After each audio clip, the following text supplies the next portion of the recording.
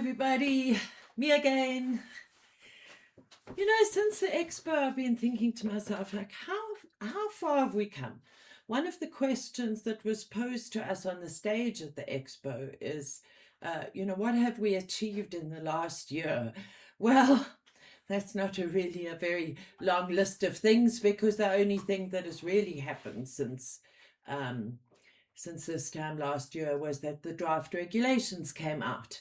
And now we were told towards the end of April by Mr. Makolobeti from the Department of Justice that these draft regulations would be given to Parliament in the middle of May, and by the end of May we should have those regulations gazetted. But, what can we do? There's nothing we can do. I mean, there's all sorts of people out there who keep writing letters to Parliament, and then we have cannabis in the news for a bit, thanks to the expo and their marketing, and then it all just disappears again. And we sit here in the Fields of Green for All office feeling somewhat helpless, because how can we move things on? How can we get evidence-based policy? How can we get policy and laws that include everybody, where the barriers to entry are minimized, where this is something that seems like it's fair and in line with our constitution? And I know that one of the big issues that came up during the Pakisa in 2023 was that sometimes the people from the government would propose something, and then our lawyers at Cullen and Associates would put up their hands and say, but is that going to pass constitutional muster? And I think one of the biggest problems is that this whole issue on cannabis in South Africa is just taking too long. And as Paul Michael always says, the government have a PR problem. They don't update us with anything. If something big happens, boop, we all just get an email, or we find it on the internet one morning like we did with the draft regulations. Oh, the draft regulations are out. We didn't even get an email with those regulations attached. So we sit here feeling somewhat helpless, and somewhat stuck. And we very much doubt that the people in the Department of Justice are feeling stuck. I'm sure that they're just feeling overwhelmed and busy, and they're just pushing the cannabis issue down to the bottom of the pile, because they're obviously not taking this very seriously. And then we get a call that one of our Rastafari brothers is in the back of a police van in Durban. Desperate calls from our supporters in Durban. What do we do? How do we get a lawyer? What's happening? And then by the end of the day, they'd just stolen his dacha and thrown him out of the back of the van in some random place far from where they picked him up. And this might seem like a very small incident in Durban compared to those companies at the expo who are turning over millions and billions of squillions selling their cannabis products. So it has to be one of the most unequal sectors in the whole universe, I would say. And it's really starting to get intolerably frustrating.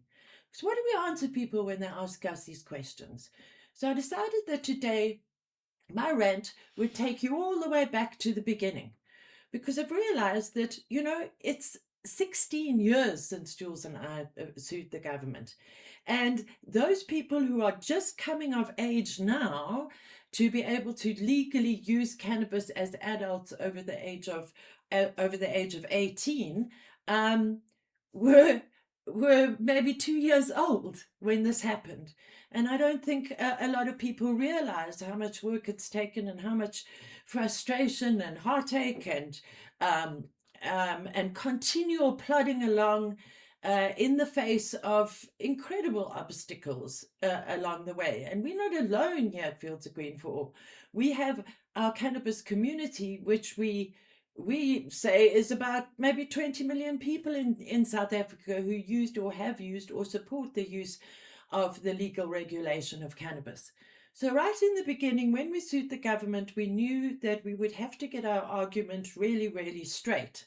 So I went back into our archives, into my folder called DC Main Legal Docs. And in 2014, I drew up this list to get both sides of the argument straight in my head. because, as you know, it's a very complex argument, and there's a lot of these questions that have not been answered. And I would almost say that none of these questions that were raised in our court case have been answered at all, despite 16 years, almost a lifetime for some young people, having passed since we sued the government. So, what I did back in 2014 was to draw up two lists. And the one, so it's called the trial of the plant. For those of you that don't know, we were in court in 2017, but unfortunately, the government filibustered us over the first 3 days of the court, and we didn't get to present all of our evidence, which means that the evidence has never been heard. And I know Gareth Prince said to me years ago, he said, "Get over yourself, Myrtle. You're never going to get evidence-based policy. Forget about it." But I see now he's back in court. So I'm not sure whether he's also looking for evidence-based policy or just these issues of barriers to entry, which are really, really real for many people in our cannabis community. So the trial of the plant was obviously broken into defendants and plaintiffs. Now, the plaintiffs are the people who bring the case. So in that case, it was Jules and myself who sued the government. And then over the years, after we got our stay of prosecution, there were many, many people who joined us, and we called that join the queue. And there are still people who have open cannabis cases who are waiting for my case, as I'm the last living plaintiff, to actually be resolved so that they can clear their names. So that's how it all started. We sued the government, we got our stay of prosecution, and then the trial progressed from there, landed up in court in 2017, was declared part heard. Because of various postponements, the Western Cape High Court case overtook us in terms of time. They got their judgment in the Western Cape High Court in March 2017, and in September 2018, we got the landmark Constitutional Court judgment, which we call the privacy judgment. But let's take it back to the beginning. You have the plaintiffs and then you have the defendants. So the plaintiffs was us suing the government on charges of enacting unlawful laws, unconstitutional laws, and then you have the defendants. Now, it was up to the government all along, and it hasn't changed, to prove why cannabis should still remain illegal. Now, cannabis is not, as we sit here, technically illegal, but it is not decriminalized either, because it's still in the Drugs and Drug Trafficking Act, and people are still being arrested, although we don't know of any cases that have actually been prosecuted and people have been fined or sent to jail, because it's all this murky gray area. We are the plaintiffs, the government is the defendants, and each one of each of those two sides of the story each have their points to make. So let's start with us as the plaintiffs, and this is how we presented our case. We structured our evidence and our expert witnesses across 4 platforms. The first platform was called responsible adult use. And the underlying fact with responsible adult use was the harms of prohibition of the use of cannabis far outweigh the perceived harms of the plant. Bottom line, the government, the onus is on them to prove the harms of the plant. Now, I certainly don't know of any platform or any court case or anywhere where the government have proved the harms of the plant.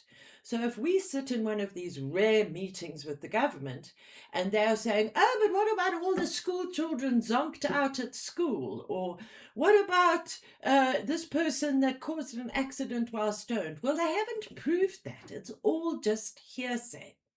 But what we intended to do was to prove our part of the argument through our use of expert witnesses. So our main expert witness for the responsible adult use was Professor David Nutt. And if you go to the Dacha Couple YouTube channel, on there you'll find a whole series of videos from the trial of the plant, and you will know that poor Professor Nutt was kept on the stand for 42 hours before we ran out of time. So not even he finished his evidence in court. And another argument that we made is we are responsible tax-paying citizens with no previous record of criminal activity. We hold ourselves up as examples of how our daily use of cannabis does not harm us or anybody else. So that's the principle of cognitive liberty. My mind, my body, my choice.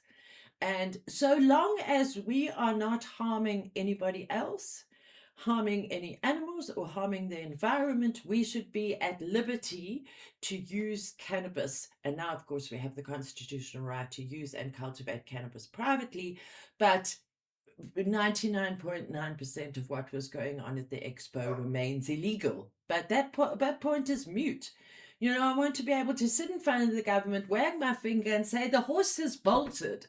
You know, it's over. It's over. Can we please just have regulations so that we can keep ourselves, and particularly the youth, away from the harms of unscrupulous dealers, you know? People who produce edibles with no dosage, and then maybe it's got 100 milligrams in it, or maybe somebody didn't even know that it had cannabis in it, and they have a predisposition to psychosis, and they go a little bit loopy. Then, you know, they will blame the cannabis and they will blame us. So this principle of cognitive liberty, it's never been ventilated in court. We contend that we do not fit the stereotype of cannabis users as drug addicts or lazy stoners, because the issue is that you cannot define or describe what being under the influence of cannabis feels like. It's called high, it's called relaxed, it's called stoned, which is maybe not the best term. It's called goofed, it's called this, and it's called that. And all of these terms are cloaked in this huge big blanket of stigma. Now, often when we're in various public meetings, people will say, well, we need education. But how are we going to do that?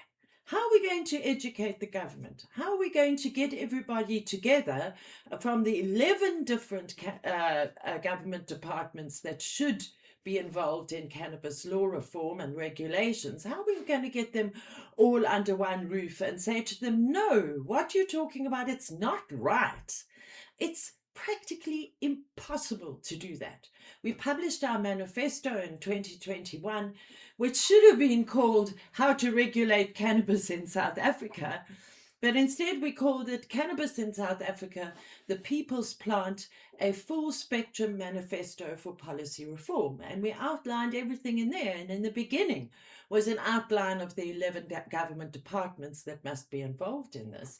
And there was an outline of Cannabis 101. This is the plant, this is the male, this is the female, this is hemp, this is high THC cannabis. And so we went on, but it just didn't seem to have any effect. And every time we go back to the government, or any time we get something from them, all we get is this misinformed load of nonsense. I mean, if you look at even the way that those draft regulations were written, they were really, really badly written, incredibly ambiguous and all sorts of questions. And then 2,807 of us put comments in, and we've heard nothing since the 5th of March. Do we get any feedback on what people said? We got copied in about just under 30 of the comments that people sent in, and I put them through AI, and everybody was saying the same thing. No, you cannot restrict us to 5 plants. Who's going to come and count those plants? The police? And what are we left with as private users, private cultivators? What are we left with between us and the police? Nothing. The cultivators, the commercial cultivators, have got the Department of Agriculture. The hemp people have got the Department of Agriculture. Those are concerned with health and medicine have got SAPRA and the Department of Health. Those people who are looking to be entrepreneurs and develop cannabis businesses have got the Department of Trade, Industry and Competition. But us, who have borne the most brunt of the prohibition of cannabis over the last 101 years, have got nobody between us and the police. Who's protecting our rights? We don't have anybody.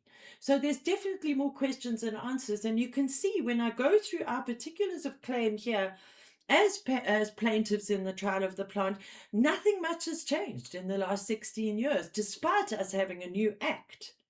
All three of the plaintiffs, myself, Jules, and Clifford, who was our sort of secret plaintiff on the side, should we need any medical evidence, as he was a medical patient, all three of us had the personal experience of the irrational laws prohibiting the use of cannabis in South Africa, leading to police corruption. 16 years later, we've got the Madlanka Commission. 16 years later, it's all coming out the woodwork. But when's the DACA going to come into it? When's the fact that the police on a daily basis steal our community's dacha? No, so far they've been speaking about 541 kilograms and 700 kilograms of cocaine that somehow just disappeared up thousands of noses with no answers to it at all. But what is going to happen about this police corruption when it comes to dacha? No, they think it's a joke. They really do. We wish to demonstrate the ignorance at all levels of law enforcement. There's never been any attempt to actually educate law enforcement about the advances that we might have made over the years. For example, the 2023 police directive, which was issued in August 2023. We have no evidence of the fact that directive has actually been put into force. It hasn't, because everybody who gets arrested with cannabis is locked up in a cage. And they even say in the directive that you must not arrest people unless you've got really, really good grounds to lock them up into a cage. But there we go. 3 years after that directive, people are still being locked up into cage. And then you have I've got actually 19 points here when it comes to the responsible adult use. But my one little rant is not long enough to read through all of those points, but you know the arguments. If we use words like freedom, we have to use them in the full extent as applicable to consenting adults. Taking drugs is often seen as a frivolous, lightweight pursuit. What is not acknowledged in most parts of society is that so-called drugs, such as cannabis, are also used for exploring consciousness. And what about the people who use alcohol and tobacco? That same old lemon. It has to be an argument there. It has to. We don't like bringing up the issue of alcohol, but we know the dangers that alcohol do in our society. We also know that the research has shown that around the world, when cannabis laws are relaxed, the incidence of the sales of alcohol actually go down. We're seeing this. And it seems like cannabis-infused beverages are taking over from alcoholic beverages slowly in America. And I know of 2 multinational companies that have moved into South Africa for the express purpose of growing cannabis to produce beverages, because the laws in America are in as much of a mess as our laws here in South Africa, but here they have a little bit more of a gap, because ours is a little bit of a cowboy environment, isn't it? Because you just had to be at the expo to know that. And so we go on with all 19 points when it comes to the responsible adult use.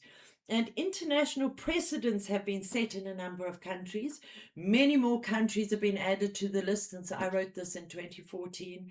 And these demonstrates that regulations around the use and trade in cannabis are enforceable within our democracy. One of the things is, we'll never be able to enforce this. Well, where will they start? They all send the police to knock on our doors to count our plants.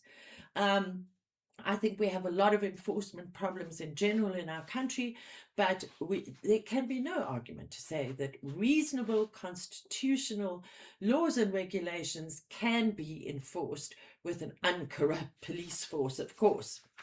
So after responsible adult use, the next platform which our evidence was, it's laid out under, was traditional, cultural, and religious use. So We all know about our cultural rights, and I did a rant about that two weeks ago. We have our human rights at the top, we have our cultural rights, we have our indigenous rights, and we have our rights to cognitive liberty. So, traditional culture and religious use really puts African countries apart from a lot of countries in the world where there hasn't been over 700 years worth of use.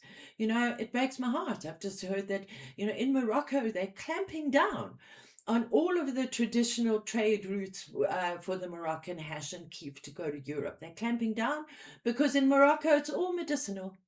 And it's never been medicinal for hundreds and hundreds of years in Morocco. So there goes our African allies. Will have to squeeze themselves into all of these medicinal laws and regulations with EU GMP, really expensive licenses, really expensive compliance requirements, and so on and so on. And then I've said quite a few times this year that both Botswana and Ghana have got the most expensive licenses in the whole world. Now, how's that for a barrier to entry, Botswana and Ghana? While you're still arresting your citizens in the street. And it's really difficult to get this over to. We often have people visiting from other African countries. And when you say to them, how can you go now? Because these people are obviously rich people who've got the money to travel to South Africa and do courses and attend meetings and whatever. This is not your average run-of-the-mill stoner from Uganda or Malawi. No, these are rich, privileged people, very often very close to government. They've come down here to learn how they can get ahead, and they do not care a hoot that their people are still being arrested in the street. They just don't care. You get this blank stare. Like, what? What? Must we really care that our citizens are being arrested for the very same thing that we've paid for the privilege to do? Well, human rights, folks. And then the third platform is the uses for health. Now, please note that we don't say medicine, we say the uses for health. Now, SAPRA has its little corner, which we hope they will stick to in the future. They're most certainly not sticking to it right now. And if a cannabis medicine is making a claim that this will help with your epileptic seizures, that needs to be a registered medicine. That really does need to be a registered medicine that has gone through clinical trials, because epilepsy is a really, really complicated, difficult, and serious chronic illness. And we know that it affects people from tiny babies all the way through to old people. And you're not going to just go and take anything for your epilepsy, are you? If this says it's going to help, it says so on the packet, and it's registered and it's tested. So there definitely is a place for pharmaceutical cannabis. But unfortunately, and we've spoken about this ad nauseum, we have the Section 21 permits. Oh, and then we walk into an establishment, and it's called like your wall of compliance, your wall of legitimacy, where they have all of these different certificates and permissions and whatever, and your average policeman walks in there and thinks, oh, well, look at all of these people's certificates, it must all be fine. And that's how we've landed into this mess. And somebody with epilepsy must certainly not walk into one of these places and just buy any flower off the shelf and be sold that by an untrained bud tender in the hopes that it's going to help a chronic disease. No. So the Section 21 permits are actually doing more harm than good. So we certainly hope that in the future SAPRA will rein in the Section 21 permits, and we will get proper registered cannabis medicine in South Africa. But when it comes to broader health uses, what about all of our indigenous healers? Apparently, there was a big meeting of the indigenous healers last week, and they have agreed that they don't like the term traditional healers, and that they would prefer to be called indigenous healers, and that we really respect. And a lot of these healers have been dispensing cannabis for hundreds of years, learning their craft and their art through generations, through knowledge passed down from the elders. And it's still not legal for Indigenous healers to dispense cannabis, because our Indigenous Knowledge Systems Act from 2018 has not been promulgated, because there's no regulations to go for it. So I don't really see anybody fighting for that Indigenous Knowledge Systems Act, but it's still there sitting on the shelf together with our Cannabis for Private Purposes Act. So health uses, we had the Venerable Dr. Donald Abrams out from California, but unfortunately he was here in South Africa for 3 weeks and he never got to take the stand. Just as a side note, it cost us 250,000 Rand to bring him out. And that was through the amazing support of our cannabis community. Unfortunately, he has retired now and probably won't be able to come to South Africa again, but we certainly have got our own local experts that have emerged since then, should we have to go back to court. And then the fourth platform of our evidence in the trial of the plant was industrial and scientific use. Now we know with the amendments to the Plant Improvement Act that cannabis for industrial uses is now legal in South Africa, and hemp permits are available from the Department of Agriculture. But we also know that we've got a very, very long way to go in South Africa for the industrial uses of this plant. We have it on good authority that there's lots and lots of students all over the country at various academic institutions that are researching this plant. And I think that when it comes to hemp, we certainly have the most hope because we have a 2% THC threshold, which is the highest in the world. All other countries in the world have a 0.2%, so that's our threshold is significantly higher. But I think when it comes to processing, manufacturing, and development of a large-scale industrial cannabis industry in South Africa, we still have a long way to go. But at the expo, we certainly did see some amazing tote bags that were made. The hemp was grown and it was processed and everything in South Africa.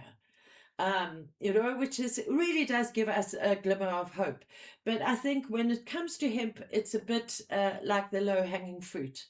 It doesn't make you high. That certainly is goes a long way to reducing the stigma when it comes to making socks, as Jules would say.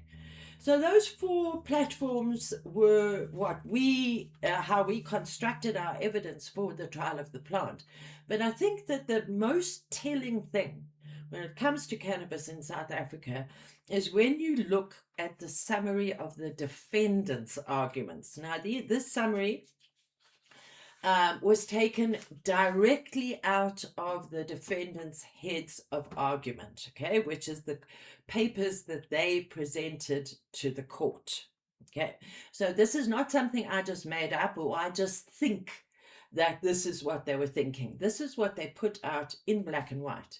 And if you would like to read our particulars of claim and heads of argument and the defendants, the 8 government departments, arguments, you can go onto our resources page on our website. You need to be signed up to be a member or at least be subscribed to our newsletter to access that Google Drive where you can go to the legal documents page and you can read all of these hundreds and hundreds of pages of the arguments of our case. And I can tell you that they're still relevant today.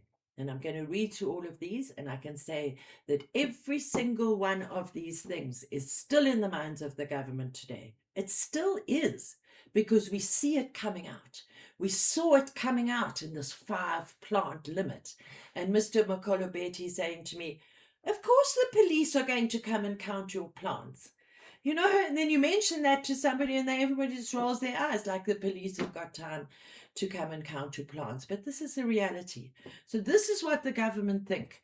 They thought this in 2014 and they still think it now. I can guarantee you. Cannabis is dangerous. Cannabis can cause death. Yeah. Cannabis is the gateway drug. You're going to end up on heroin next week. Cannabis use leads to crime. Well, it's been a crime for 101 years, and it still seems to be a crime now because it's in our Drugs and Drug Trafficking Act. Cannabis users cause harm to others and society. Yep, we can see it. Amy does a lot of our monitoring of the groups and the comments and everything on social media. And this comes up over and over again. There's a rehab group on the south coast of Natal. I don't know why these terrible rehab groups are always somewhere in KZN. Somebody trying to make money off of the distress of people who have substance use disorders. And there they have all of these ex-addicts, just like Steve, who used to speak to you at school. Remember Steve, the ex-addict? Then they have these videos of these ex-addicts saying, cannabis use destroyed my life. And then they've got this really gnarly dude with like missing teeth and, they just put this picture across to show that the reason why this guy looks so gnarly and kind of finished and spent is because he used cannabis. This narrative is alive and well. I think it was yesterday when Amy was showing me those posts. Shame on you, you rehab from KZN South Coast. You know who you are. You are perpetuating the stigma, and it's all lies. Cannabis causes and is linked to schizophrenia or psychosis. Yes, it is. But each one of us is different. And if we can create enough awareness in our general society about mental health, then people can know whether they are predisposed towards mental health, and they can make informed choices. But this blanket term that cannabis is going to make you mad, well, let me quote Jules: cannabis won't make you mad, but if you're mad already, it'll bring it out for sure, because cannabis shows you who you are. It's what we call an entheogen, or a teacher plant. And if cannabis is making you anxious, it means that underneath you are anxious. And you should either lay off of the cannabis, not such a bad thing. We don't say that cannabis use is for everybody and everybody must use cannabis. Maybe it's not for you. You must either lay off the cannabis, you must change your delivery method. Maybe you shouldn't smoke 10 bongs before breakfast. Maybe it will make you a little bit doolally if you're not an aware and conscious person. Or maybe you should change the type of cannabis that you're using. Maybe you're using far too much THC and you should use only a tiny little bit of THC and lots of CBD, which has a calming effect. So there we go back to the education. But how are we going to get this all across? Is my frustration visible? Because today I'm extremely frustrated. Yes, we need education, but education starts with you. Okay, back to the government's argument. Cannabis is much stronger today than it was in the 60s. This is a classic one. It really, really is a classic one. I have lots of friends who are in their 70s. That's what happens when you're my age. You get older friends. And a lot of friends who have been smoking cannabis since they were teenagers and now are in their late 70s. And they will tell you that that's the biggest load of rubbish they've ever heard. Yes, in the 60s, if you were only smoking Majat twak full of pips and sticks, then maybe that wasn't so strong, and maybe cannabis is stronger. But what I would say is we've got much more variety today, and you can get a high CBD strain, which you would never have got back in the 60s. When Jules and I first started this, we didn't even know what CBD was. We only knew what THC was. It wasn't until around 2015, 2016 that this whole thing with cannabidiol came out. So imagine you're sitting there and you're watching me now and you're 18 years old. You were 2 years old when I wrote this. So a lot has changed. Cannabis is highly addictive. So that's, when we were at this meeting with the government in April, this one woman came up to me and she said, "So do you grow this stuff?" So I'm like, "Yes." And she says, "But do you smoke it?" So I said, "Yes." And so she said, "Aren't you scared of getting addicted?" Where do you even start to explain? This lady was really well-meaning, and I didn't want to get irritated with her, although I was irritated underneath that this was an authority from the Central Drug Authority who was asking me this. But no, I hid my irritation and I said to her, "No, I think maybe you just need to know a little bit more information." But having said that cannabis is not addictive, there is such a thing as cannabis use disorder. Somebody who is escaping from the real world and their responsibilities by hitting bong after bong after bong, or spending their days playing video games, smoking weed, and eating Doritos, or whatever the stereotype is, and not getting off the couch and not really trying to get a job or to make their life more functional. Those are the people who are giving all of us a bad name. But as a regular daily cannabis user, I can say that it most certainly does not make me productive. And things like cannabis is highly addictive is too much of a blanket um, term. Really, it's far more nuanced than that. We've never said cannabis is harmless, but cannabis is not addictive in that one or two uses of it will make you dependent on it and make the cravings for cannabis intolerable, which is kind of the benchmark for a highly addictive substance. Cannabis causes brain damage. So, yeah, well, if you look at these scientific studies, I implore you, go and look to see who funded those studies. Go and look to see who funded those studies that say that they prove that cannabis causes brain damage. I would say it sometimes makes you more clever because it makes you curious and creative and to really look into things and not just take everything at face value. Cannabis causes birth defects, fertility problems, and sexual health problems. That whole thing that, cannabis is going to make men impotent, it's still alive and well. Speaking of studies, there was the most amazing study done in Jamaica about 20 years ago by Dr. Melanie Dreyer.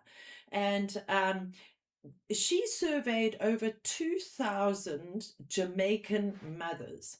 So she had a control group and then an active group. The active group were those women who were pregnant and used cannabis throughout their pregnancy, and the control group did not use cannabis.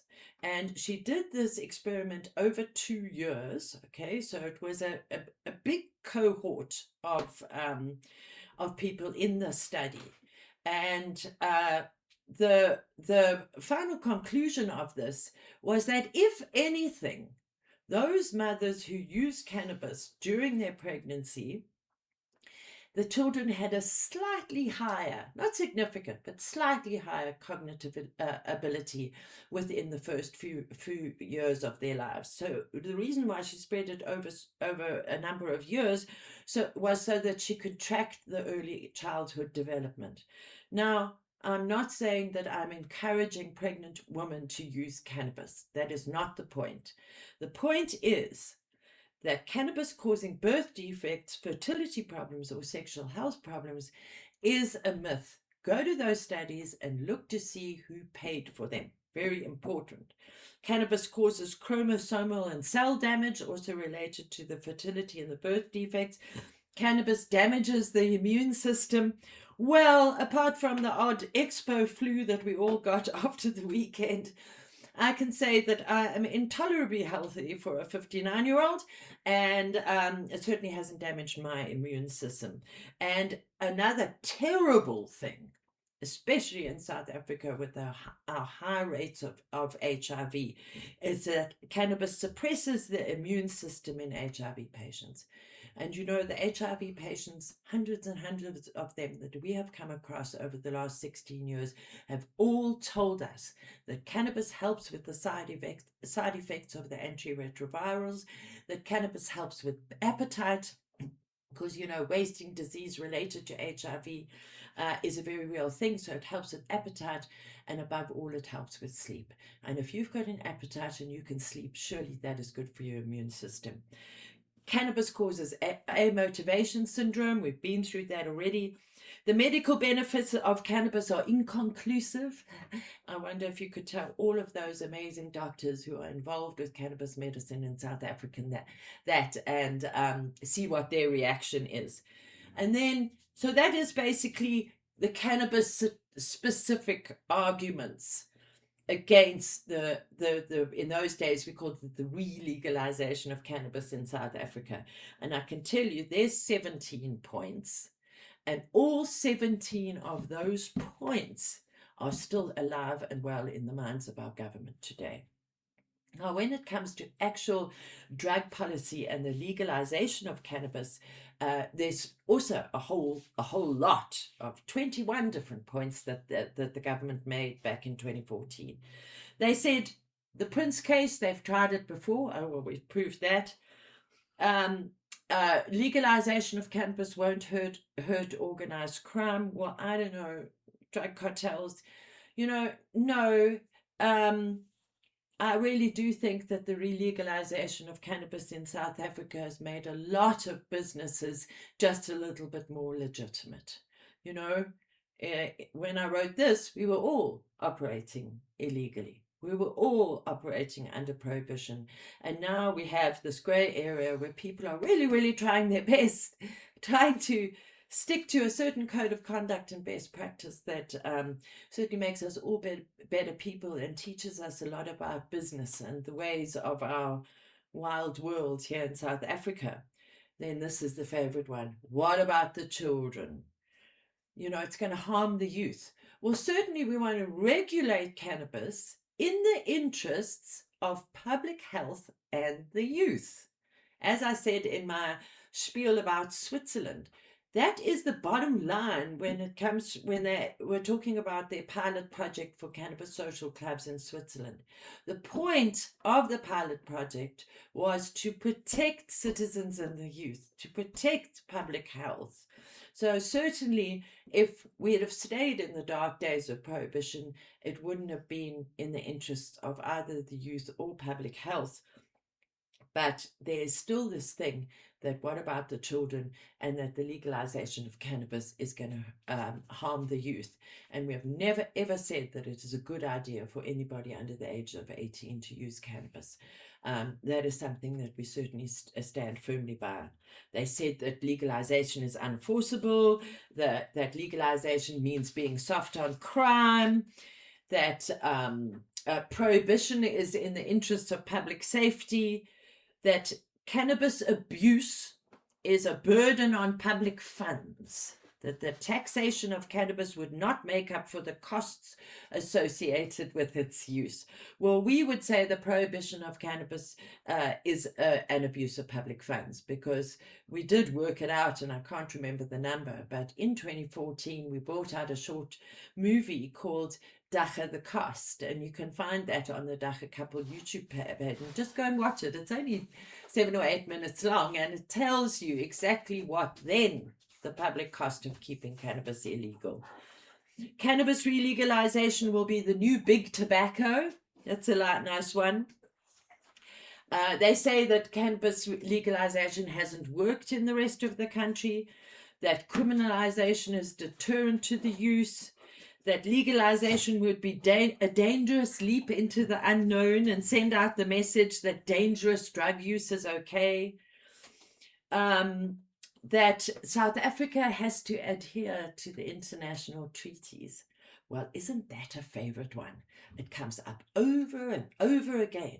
Well, let me just tell you something. The bottom line when it comes to international treaties is that our amazing South African Constitution trumps any treaty that has ever been signed by South Africa.